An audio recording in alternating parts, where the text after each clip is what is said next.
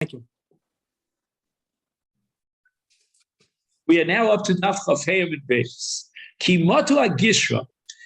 So the entourage is carrying the remains of both Rabba Bar Rav Huna and Rav Hamnuna from Bavel to Eretz Yisrael. They get to a narrow bridge, and it's impossible to fit both biers, both coffins, simultaneously through that bridge.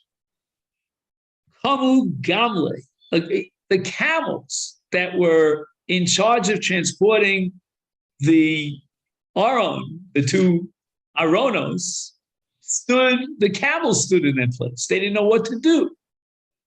They knew that both camels, we both can't go through the bridge simultaneously. And the unbelievable part of this story is that who is going to determine, who's going to make that call as to which of these two corpses, these chachamim, is going to go first? Which is the greater one? It's going to be nothing less than a taya. Amalahu ahu taya. The word taya appears all over Shas. It's translated loosely as an Arab merchant who travels from place to place by camel and sells his wares. And the Gemara always refers to this taya. He knew a lot about the world, but what did he know about two great chachamim, two heilige amoraim? Which one is greater? But yet, why are the camels stopped? Amalei, they told him, Rabbanan Avdi Yikara Adadi. We don't know that the two chachamim here, represented here by the camels who are carrying them, want to each respect the other one. Like, you ever see this? You go first. No, you go first. Mar Omar, one said to the other, Mar Neil Berisha, you should go first. Mar Omar, and the other one said, Mar Neil Berisha. Again, these are angels. I mean, they were already gone. Omar, and the Arab, is going to pass. This Taya, this Arab merchant, is going to give the final decision. He is the man in control of the camels.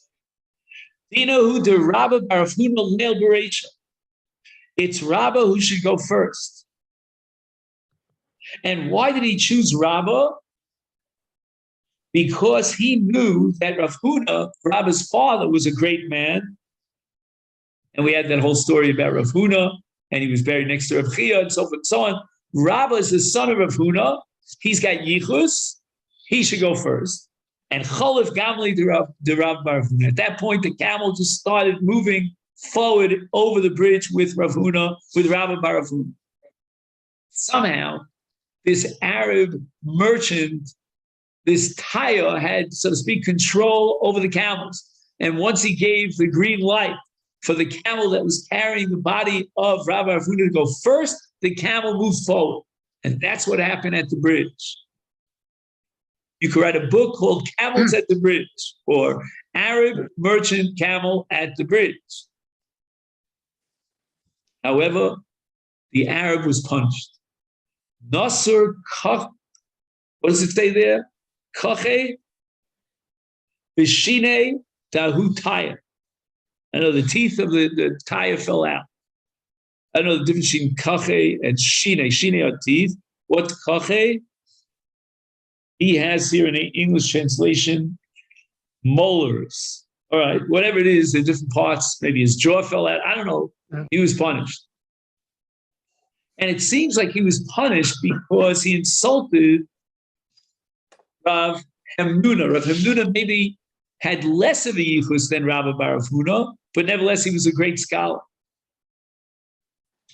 Now, from this point in the Gemara on, we're going to have eulogies, one eulogy after the other.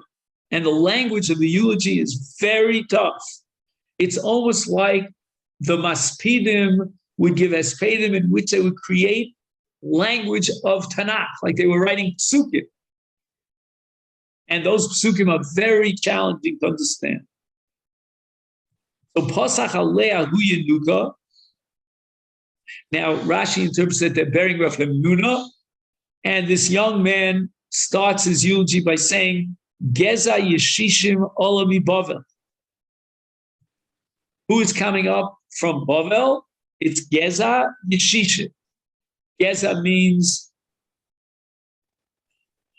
from the descendants of the great scholars. Yeshishim are the great sages. But the Mefarshim say you can't take this literally because Rav Hemnuna didn't have that yichus that Rabbi Bar Huna had.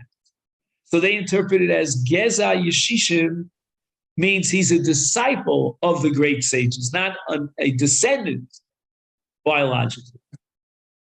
The Imo Sefer Milchamas. The Torah itself is called Sefer HaMilchamas, a book of wars.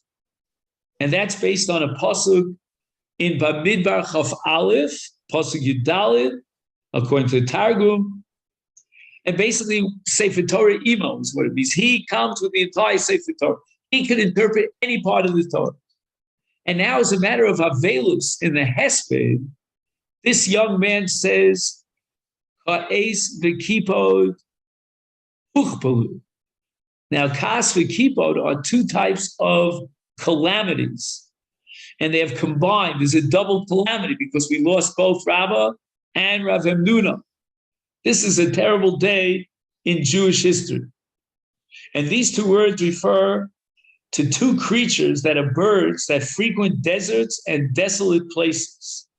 And their names are used here to represent curse and affliction. A double curse has befallen us with the death of these two great sages. He goes on, he says, Liros b'shod b'shever abba.